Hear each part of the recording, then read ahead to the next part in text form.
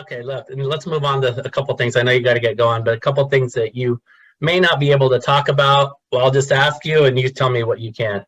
First of all, we Ben Thompson at FightHype had a very interesting conversation with Oscar De La Hoya this week, and Oscar said, "Look, in regards to Gervonta Davis and Ryan Garcia to take place, the networks are going to have to come together to make this happen." Now, it seems like there is some kind of like willingness from the DAZN part, at least with Oscar communicating, of how this can play out. From your perspective, is it Showtime or bust for this fight? Look, if you ask my personal opinion, I would say that it doesn't make sense to do a joint pay-per-view. I don't think it's necessary. I don't think people quite appreciate how painful and difficult and time-consuming it is when you have to have mutual approval on every little detail. Forget the big stuff like how much you're going to spend on marketing and what's the marketing plan and all that kind of stuff. Anthem singers, like everything becomes a detail.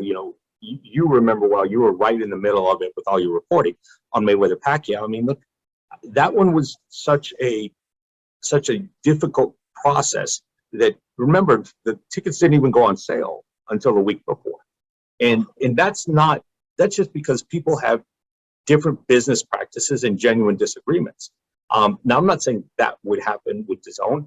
I just don't think, look, we've done it in boxing for two fights. We did for Lewis Tyson, we did for Mayweather Pacquiao. With all due respect to Ryan and Tank, this fight is not that big. It's not as big as either of those. There are other ways to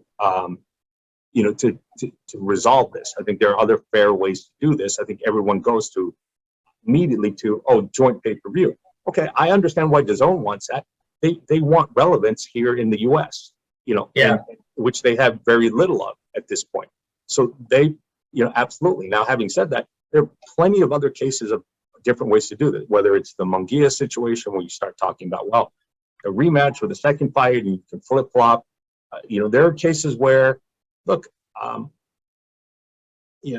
like what Top Rank did with Lomachenko. They let him go, collect the belt and come back, go fight on DAZN and come back. And if DAZN has, really has, I think what I've heard from DAZN, they're pretty set on being a joint pay-per-view. I think,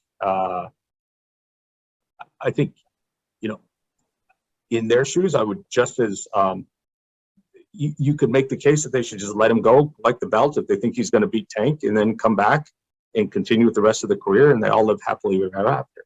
So, look, that's my personal viewpoint. Now, I'm not the only opinion in the whole thing. So if the fighters come together and reach agreement, and I get a call and say, hey, we reached agreement with Ryan's side and Golden Boy, and it's going to have to be a split pay-per-view, well, then again, I'm not going to walk away. But if you ask me how I would structure this deal, no, I wouldn't on the road of a joint pay-per-view.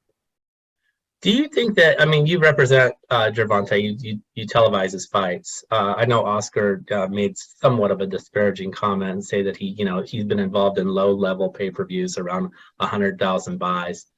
How many buys do you think Gervonta versus Ryan Garcia would generate at this point, even if it, takes place in the next few months? It's a good question. There's always a wild card. Sometimes you put a fight together and it catches fire beyond what you expected. Sometimes it just catches the imagination and people run wild. And that happened with, even Mayweather Pacquiao, Mayweather McGregor, went way beyond what I think people expected. So there's always a potential for the upside. But, barring that, let's look at recent pay-per-view history. The high water mark, over the last few years for the biggest fights, putting aside Floyd and Logan, which has outsold everything. But you put that aside and just talk about traditional boxing pay-per-views. Canelo at 800,000 buys and Wilder Fury 2 at I think between 750 and 800 are the two highest purchases and purchase totals in the point. So by comparison, can it do Canelo numbers? It's tough. Canelo has been such a phenomenon for so long, it's tough to say that there's other ones that are going to just pop up and match it.